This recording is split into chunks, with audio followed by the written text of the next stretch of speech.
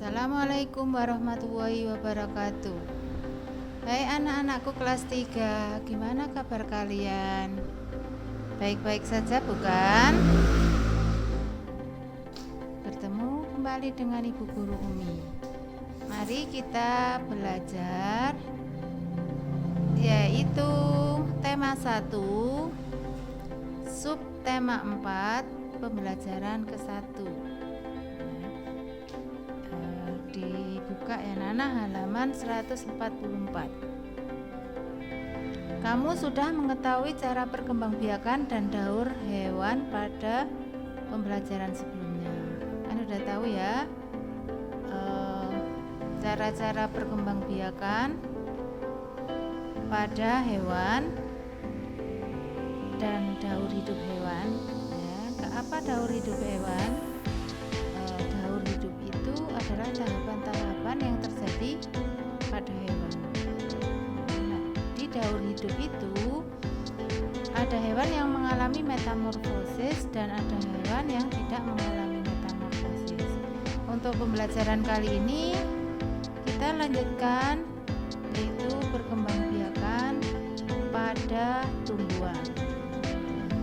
Pada tumbuhan kebanyakan berkembang biaknya dengan biji, yang mana biasanya tumbuhan yang punya biji pasti punya bunga, karena bunga merupakan alat perkembangbiakan. Tapi ada tumbuhan lain yang tidak menggunakan biji. Coba ya, ayo mengamati. Kita amati gambar yang ada di bawah ini.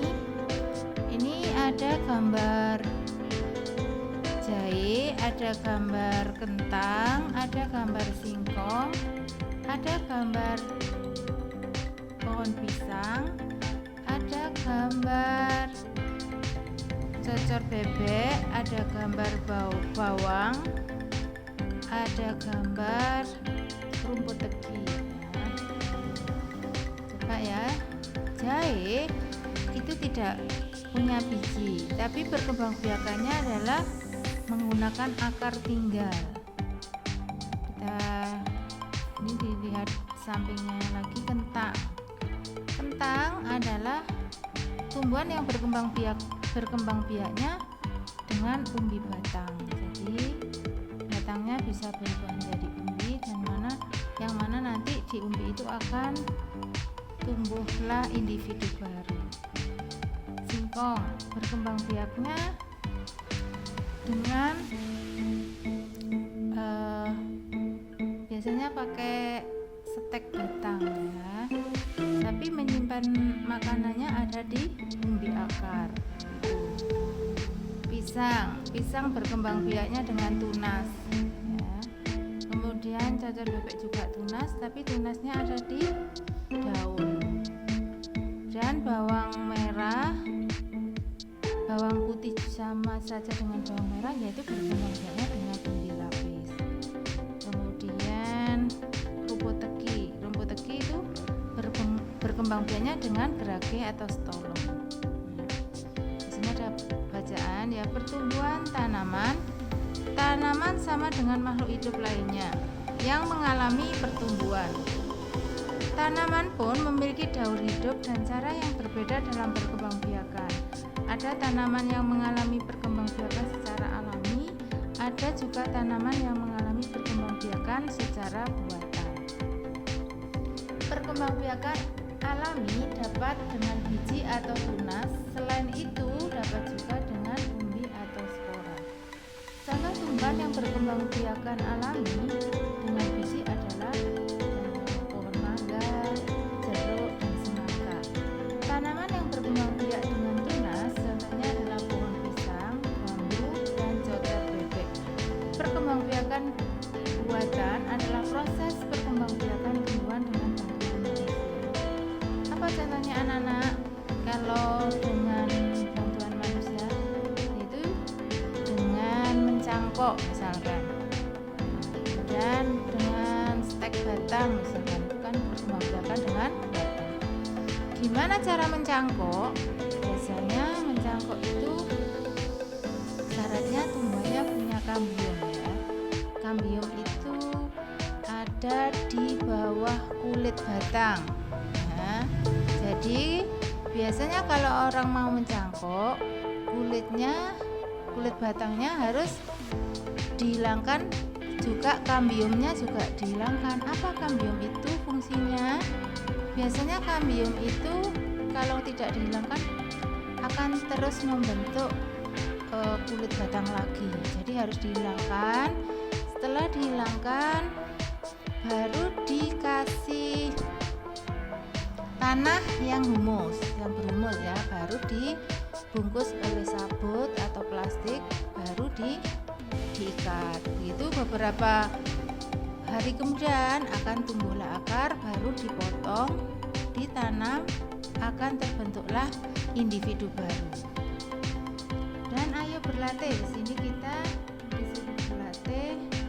Kita ingin tahu macam-macam bentuk daun. Tentunya kita bisa mengumpulkan daun kering yang ditempelkan di buku ya. Kan bentuk daun itu macam-macam. Ada yang tulang daunnya, ada yang menyirip, ada yang menjari, ada yang lurus begitu ya. Dilanjut di halaman 146. Kita diharuskan membentuk kelompok ya, di mana kelompok ini terdiri dari 5 siswa. Kemudian kita berdiskusi bersama kelompok tadi. Kemudian hal-hal yang dibutuhkan biasanya ada alat dan bahannya, jumlah daun yang akan dikumpulkan, dan banyak daun yang harus dikumpulkan. Kemudian upayakan daun diambil adalah daun yang sudah kering dan terjatuh. Langkah yang keempat, setelah mengumpulkan bahan, siapkan medianya untuk menempel. Setelah ditempel, berikan keterangan nama, tumbuhan, dan cara berkembang biaknya. Berikan identitas kelompok. Lanjut di halaman 147, kalian disuruh membuat bagan seperti ini ya.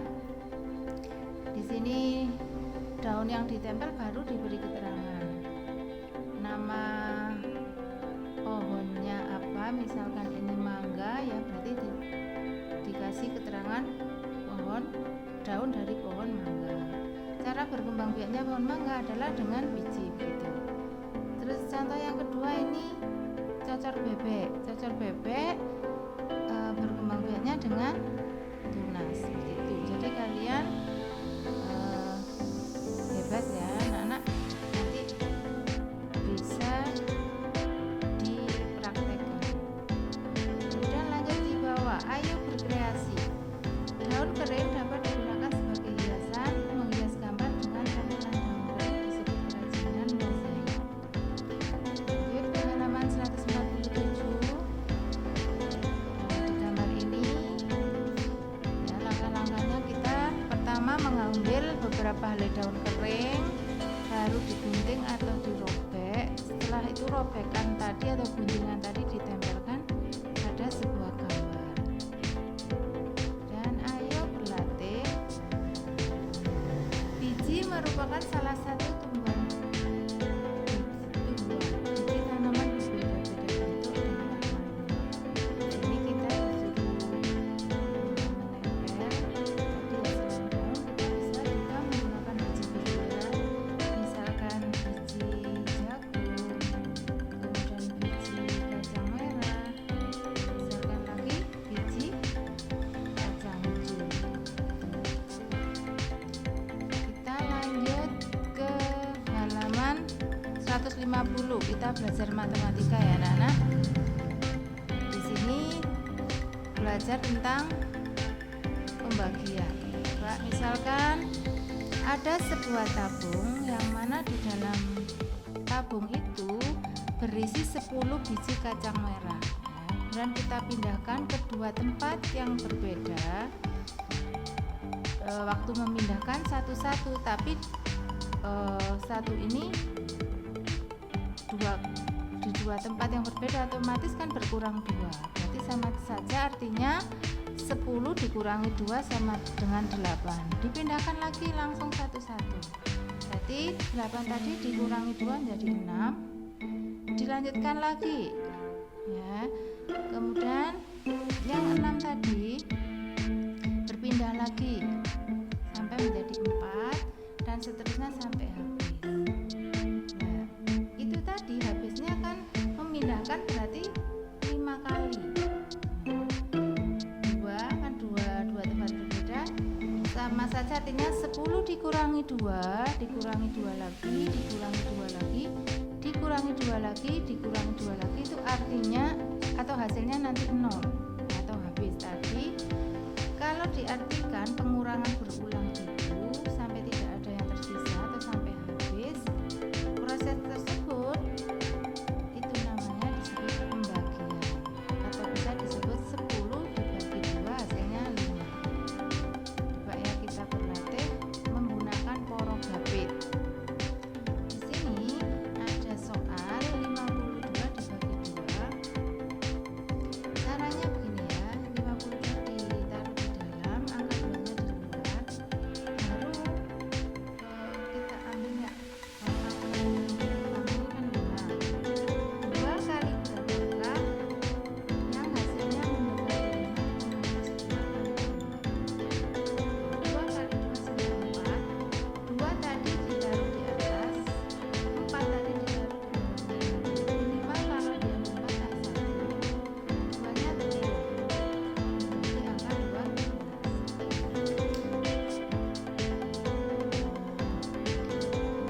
Lanjut di sini ya. Kemudian tadi ini lanjutannya yang ke-12. Terus 2 kali berapakah yang hasilnya 12? Jadi 2 kali 6. 6 ditaruh di atas sini. 6 kali 2 hasilnya 12. 12 dikurangi 12 0. Jadi jawabannya adalah 26.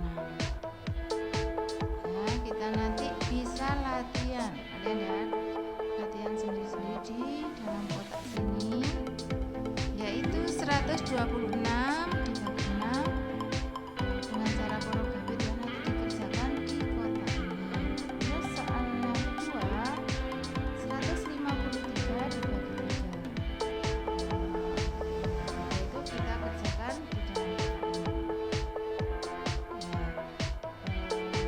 Coba mari kita kerjakan saja di kertas ya. Nanti kalau sudah betul kita ganti di buku sini. Ya, di sini adalah 126 dibagi 6. Caranya porogapit ya. 1 dibagi 6 kan nggak mungkin bisa. Jadi diambil 2 angka 12. 12 bisakah dibagi 6 atau 6 kali berapa yang hasilnya 12 atau mendekati 12? Kan 6 kali 2 12. 2 ini pindah ke atas. Kemudian 12 ditaruh di sini. 12 dikurangi 12 0, 6-nya turun. 6 kali berapa hasilnya 6? Berarti 6 kali 1 6. 1 pindah di sini, 6-nya di sini. 6 dikurangi 6 0. Jadi hasilnya adalah 21. Coba kita kerjakan soal yang kedua. Ya. Siti membagi 153 biji salak kepada 3 orang temannya. Setiap anak mendapat biji salak sama banyak. Berapa banyaknya biji yang diterima setiap anak? Coba ya, kita kerjakan dengan cara porogapit.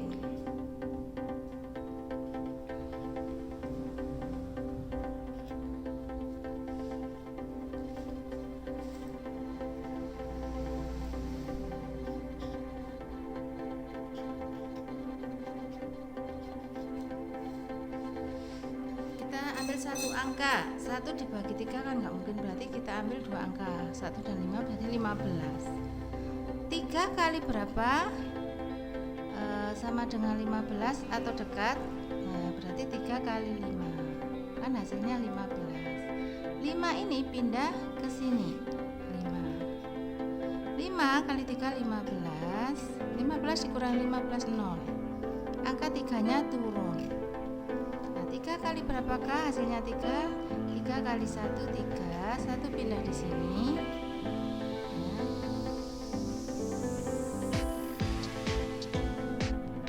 3-nya sini. 3 dikurangi 3 0. Jadi jawabannya adalah 153 dibagi 3 adalah 51. Demikian ya anak-anak, pembelajaran untuk kali ini. Mudah-mudahan bermanfaat dan kalian tetap semangat belajar. Assalamualaikum warahmatullahi wabarakatuh.